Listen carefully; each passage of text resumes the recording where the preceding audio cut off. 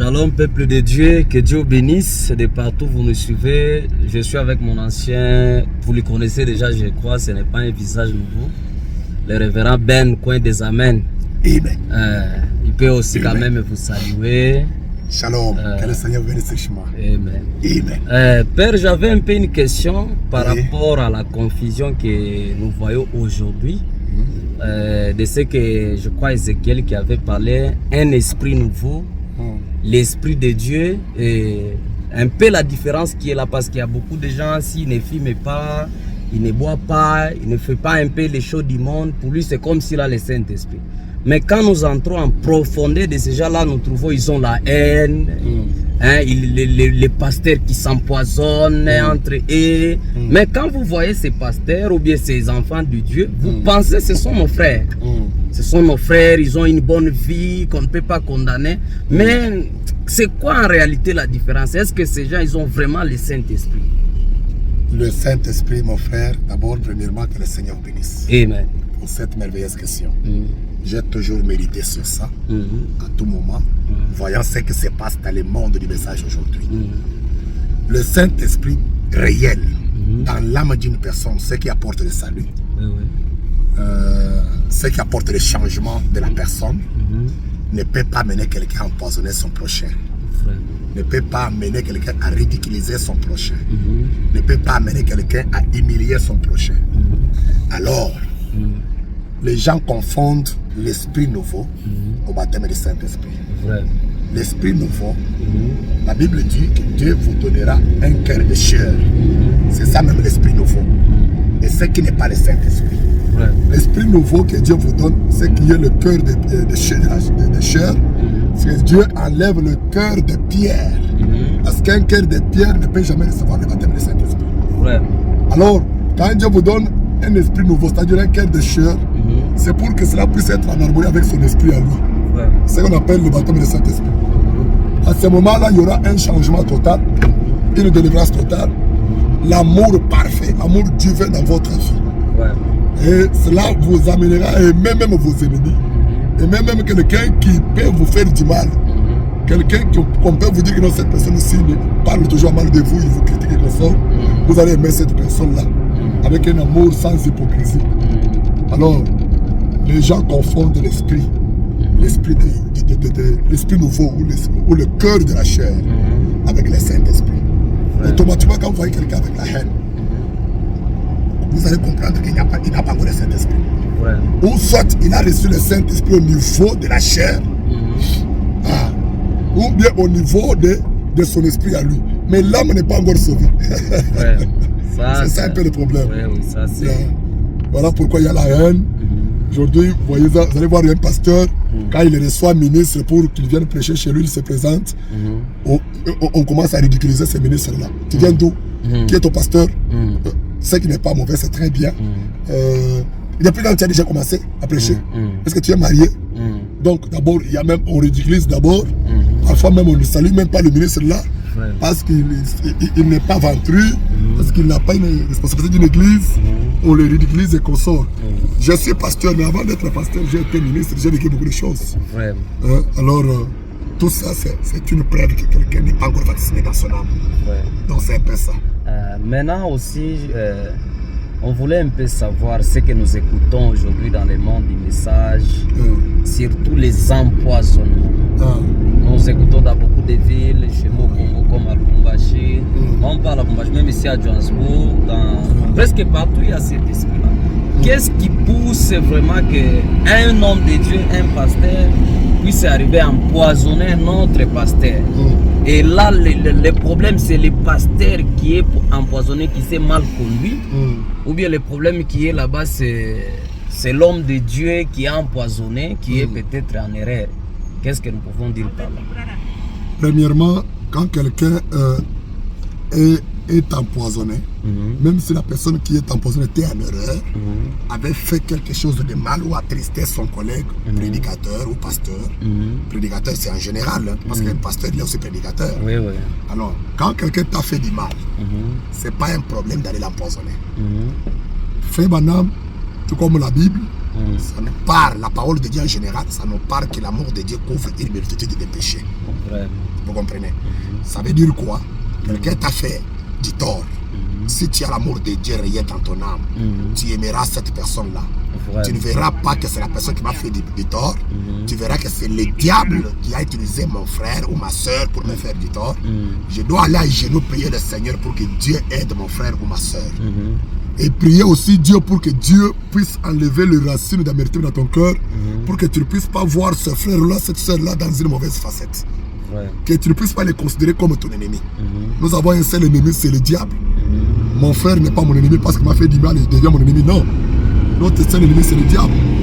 Donc c'est un peu ça. Alors, au moment où il y a déjà des poisons, directement, c'est une preuve qui montre qu'il n'y a pas le Saint-Esprit, il n'y a pas l'amour, il n'y a pas tout ça. Alors, c'est ce qui amène quelqu'un à empoisonner son prochain. C'est la haine. Donc, le point central ou le grand problème, c'est le manque du Saint-Esprit dans l'âme. Voilà. Que Dieu soit loué. Amen. On avait aussi un peu une question qu'on voulait poser sur vous. Sur moi. Okay. Qu'est-ce qui fait en sorte que vous aimez souvent tendre les mains aux jeunes ministres, les ministres qui sont délaissés? Je vois comment si un ministre est en difficulté, n'importe où il est, s'il vous contacte, automatiquement vous aidez ces ministres-là et vous faites en sorte que les ministres fassent même plus que vous. Et parfois qu'ils soient connus plus que vous, qu'ils voyagent plus que vous, ils ne vous donnent absolument rien. Il y a les autres même qui vous déçoivent, qui changent des anciens après un temps. Mais c'est cet amour-là, ou bien ce courage-là, cette responsabilité-là, c'est une commission que Dieu vous a donnée, ou bien c'est une partie de votre vie aussi que vous avez traversée, ou bien vous voulez maintenant commencer aussi à aider comme vous êtes aussi passé par là. Je ne sais pas si vous pouvez quand même nous éclaircir aussi sur ça, pour que nos frères aussi qui vont nous suivre là, je crois, vous les donnerez aussi un conseil. Je crois que ça peut aider beaucoup les hommes de Dieu et ça va aider aussi beaucoup les jeunes ministres aussi. Merci beaucoup, précieux révérend Pierre Simbo. Merci. Je vous aime beaucoup et j'aime vraiment cette question-là que vous venez de poser encore. Merci. Tout ce qui me pousse à faire tout ça, c'est l'amour de Dieu dans mon cœur. Amen. Dieu m'a donné un vrai amour. Amen. Un vrai amour. Donc il n'y a pas moyen d'expliquer comment ça je le fais. Ce n'est que l'amour de Dieu dans mon cœur qui m'amène à encadrer, à aider les jeunes ministres. Non pas encadrer d'une manière à être seulement ou bien à se montrer que je suis un père spirituel de plusieurs ministres et consorts. Non, non. Je n'aime jamais même être même appelé père spirituel et consort. J'aime être au même rang avec mes collègues prédicateurs, les aider. Quand Dieu a fait grâce à un ministre qui m'a choisi comme son père spirituel, je salue ça, je respecte ça, j'honore ça et je soutiens ça, quel que soit le niveau que Dieu peut amener ces ministres-là. Je serai très content quand je verrai Dieu aller plus loin avec ces ministres-là. J'honore ça et c'est parce que je sais que c'est un grand secret pour résider la bénédiction. Vraiment. Donc, c'est-à-dire, appréciez, soutenez ce que Dieu fait dans ton prochain. Et Dieu aussi vous bénira. Vous savez que Dieu avait dit à Caïn que si tu avais fait comme ton frère Abel, je t'aurais aussi béni. J'allais aussi agréer ton offrande. Fais comme ton frère. Pourquoi la jalousie? Ce qui fait que beaucoup de jeunes ministres sont négligés, rejetés par d'autres pasteurs, minimisés et consorts. C'est donc la haine, la jalousie. Quand des pasteurs voient que tel ministre a le feu, il prêche puissamment et consort, ils commencent à préjuger, à avoir des jalousies, la haine, dans le sens que non, ils pensent que le préjugé, c'est dans le sens que non, ces jeunes ministres ici, si je laisse tout le temps la chair, il va diviser mon église. La haine. C'est vrai ça. La haine. Et le Saint-Esprit ne peut jamais cohabiter ensemble avec la haine. Vous voyez? Donc c'est un peu ça ce que je peux dire. L'amour de Dieu dans mon cœur me pousse toujours à aider les jeunes ministres délaissés. Vraiment, quel est aussi un dernier conseil que vous pouvez donner aux jeunes ministres, aux enfants de Dieu, à nos collègues aussi serviteurs de Dieu, quand même de partout qui nous suivront maintenant ou bien après, étant quand même un ancien homme qui a beaucoup d'expérience, vous avez voyagé presque partout ici en Afrique, et vous êtes aussi connu dans ce monde du message. Je crois votre conseil, ça va aider beaucoup les enfants de Dieu, les hommes de Dieu. Parce qu'il y a aussi les ministres aussi qui sont orgueilleux, qui ont tendance à se voir, il fait plus que son pas. Quand il commence à prêcher, Dieu bénit son ministère, alors il commence aussi à voir qu'il prêche mieux, il est au-dessus de son pasteur, des choses un peu comme ça. Vraiment. Quel conseil un peu vous pouvez donner aussi un peu à tout ça? Merci beaucoup vraiment pour cette question encore une fois de plus. Les conseils que je peux donner aux jeunes ministres est d'aimer le Seigneur et d'écouter ne fût-ce que la voix de Dieu, la manière dont Dieu utilise chaque personne.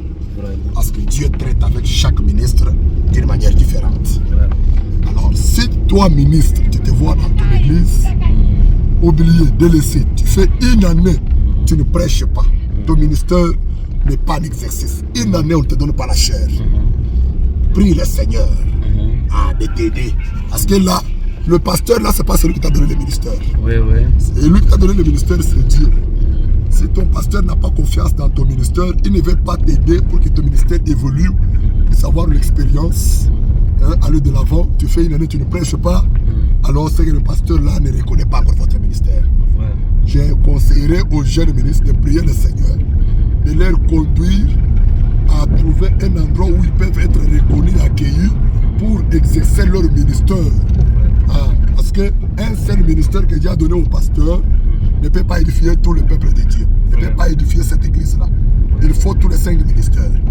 Donc c'est un peu ça, ce que je peux donner comme conseil, et que le ministre compte beaucoup plus sur le Seigneur, qu'il ne se décourage pas, quelle que soit l'humiliation et les rejets du ministère, qu'ils ne puissent pas quitter leurs églises d'une manière brutale parce qu'on ne leur donne pas la chair, mais qu'ils s'attendent toujours à Dieu. Si on ne leur donne pas la chair, qu'ils soient toujours humbles, qu'ils prient le Seigneur, Dieu peut leur conduire même dans un champ missionnaire. Ils doivent partir dans le champ missionnaire, même si cela ne provient pas par le soutien de leur église. Moi, j'ai dépensé des fois mon argent pour aller dans un champ missionnaire par la conduite du Seigneur. Donc c'est comme ça que je faisais. Et Fébana me dit dans la prédication intitulée « Les exploits de la foi », je crois, si je ne me trompe pas, entre paragraphe 16 ou 17, il dit que j'irai partout, Dieu m'enverra. Et c'est interdénominationnel, on ne dresse jamais de barrières. Vous comprenez? Et c'est Dieu, William Branham.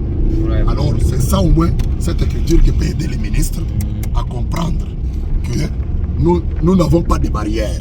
Les pasteurs ne peuvent pas lier les ministres à leurs églises, les empêcher de ne pas aller prêcher dans d'autres églises, parce que le ministre, c'est Dieu qui les a appelés. C'est Dieu qui les a appelés. Ce n'est pas quelqu'un, un être humain qui a appelé les ministres, mais c'est Dieu. Donc, que Dieu vous bénisse. Ok, merci beaucoup, ancien, que Dieu vous bénisse. Nous vous aimons beaucoup, nous vous soutenons aussi vraiment, vous méritez beaucoup de soutien. Vous méritez aussi un double honneur pour le travail que vous faites pour le Seigneur. Que Dieu bénisse aussi vous tous qui allez nous suivre vraiment à partir d'ici à Johannesburg. Vraiment, nous venons de voir aussi un pasteur aussi vraiment. On a passé un très bon moment. Que Dieu bénisse. Amen.